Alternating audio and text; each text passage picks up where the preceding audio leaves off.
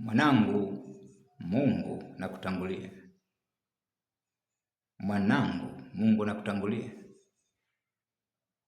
Leo tutakwenda kujifunza umuhimu wa kuwaheshimu baba zetu pamoja na mama zetu, umuhimu wa kutengeneza mazingira ya kunenewa vizuri na wazazi wetu.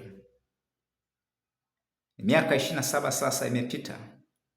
Leo hii ni mwaka 2026.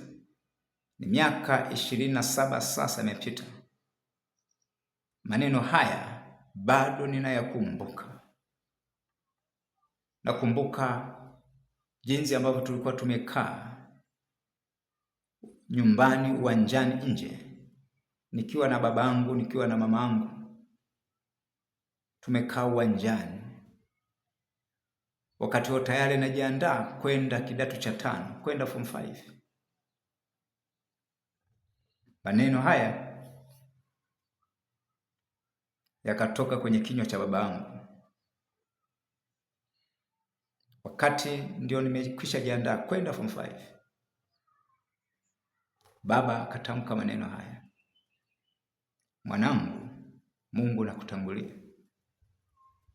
Mwanangu, Mungu nakutangulia.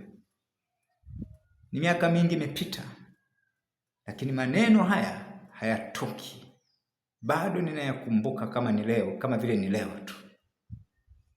Nakumbuka jinsi ambavyo alinitamkia maneno haya, nikahisi machozi yanaanza kulengalenga. Nikahisi machozi yanaanza kulengalenga. Sasa mwanangu, Mungu akutangulie. Inawezekana yeye alitamka tu, lakini namna ambavyo kwangu lilikuja kwa tofauti sana. Sasa kwa nini tunajifunza haya? Kwa nini tunajifunza haya?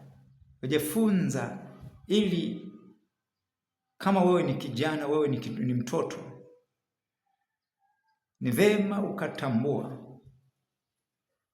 kwamba wazazi wako ni wa muhimu. Baraka za wazazi kutoka kwa wazazi ni za muhimu. Kuna watoto ambao wanatafuta baraka kwa wachungaji, lakini baraka wameziacha kwa wazazi wao.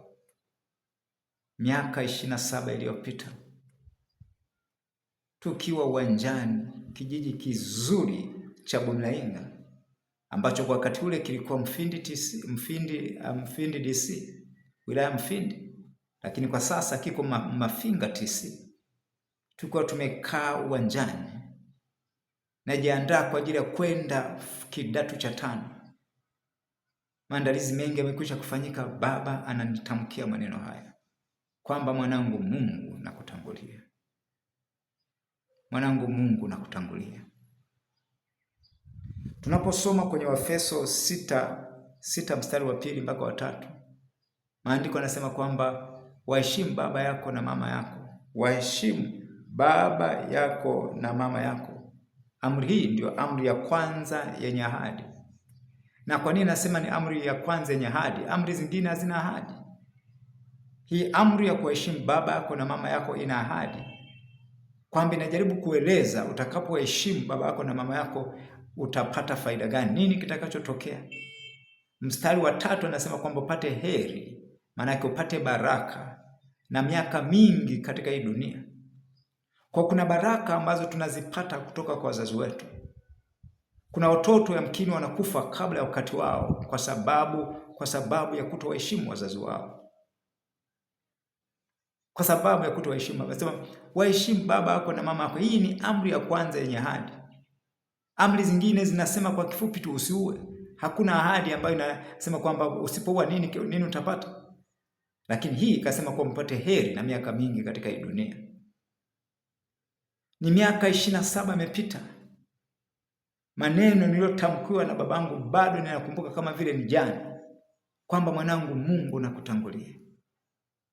Na ni kweli Mungu amenitetea kwa namna ya kipekee kwenye nilipoenda kusoma form 5 na 6. Mungu alinitetea kwa namna ya kipekee. Kwa namna ya kipekee.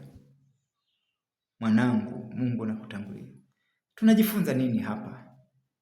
Kama wewe ni mtoto, kumbuka kwamba kuna baraka ambazo utazipata kutoka kwa wazazi wako. Tengeneza mazingira ya kunenua vizuri na na wazazi wako. Tengeneza mazingira ya wazazi wako kukubariki, kukutamkia vizuri. Lakini pia jambo la pili tunajifunza kwa wazazi kwamba kama we ni mzazi, wanenee vizuri watoto wako, watamkie mema watoto wako. Fikiria kwamba ni miaka 27 tangu nimetamkiwa hayo maneno na babangu, mpaka leo ninakumbuka kama vile ni jana. Kwa vivyo hivyo wewe mzazi utakaomtamkia mtoto wako maneno ambayo hayafai, ukamtamkia mtoto wako kwamba ni umbwa, mtoto wako kwamba ni mpumbavu, mtoto wako kwamba hana akili, ujue kwamba hayo maneno kuja kusahau, kuja kutoka kwenye kumbukumbu zake itachukua muda. Wazazi wengi wameloga maisha ya watoto wao kwa midomo yao wenyewe. Kwa kuna mambo mawili ya kujifunza hapa. Kwa mtoto, waheshimu baba yako na mama yako. Kuna baraka ambazo utazipata kutoka kwa wazazi wako, lakini kwa mzazi, linda kinywa chako. Maneno yote maovu, maneno yote yasiyofaa yasitoke kwenye kinywa chako. Watamkie mema watoto wako, watamkie mazuri watoto, bariki watoto wako. Haijalishi amekosea nini, jizuie kutowatamkia maneno ya laana, jizuie kutowatamkia maneno mabaya. Jizuie. Mwanangu, Mungu nakubariki.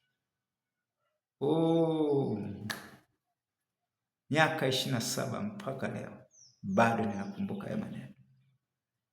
Mwanangu, Mungu nakutangulia. Mwanangu, Mungu nakutangulia. Mungu akubariki sana kwa kusikiza mafundisho haya. Je, wewe ni mtoto? Waheshimu baba yako na mama yako. Waheshimu baba yako na mama yako. Tengeneza mazingira ya kutamkiwa vizuri na wazazi wako. Je, wewe ni mzazi? Watamkie mazuri watoto wako. Wabariki watoto wako. Acha kutamka laana kwa watoto wako. Acha kutamka maneno mabaya kwa watoto wako. Na Roho Mtakatifu akusaidie katika hili, katika jina la Yesu Kristo wa Nazareti hai. Mungu akubariki sana kusikiza mafundisho haya. Kumbuka, ili kuendelea kupata mafundisho yote ambayo ninaposti kwenye channel yangu ya YouTube, basi usisahau kusubscribe. Lakini pia unaweza kuwashirikisha marafiki zako mafundisho haya, unaweza comment, unaweza like katika jina la Yesu. Amen.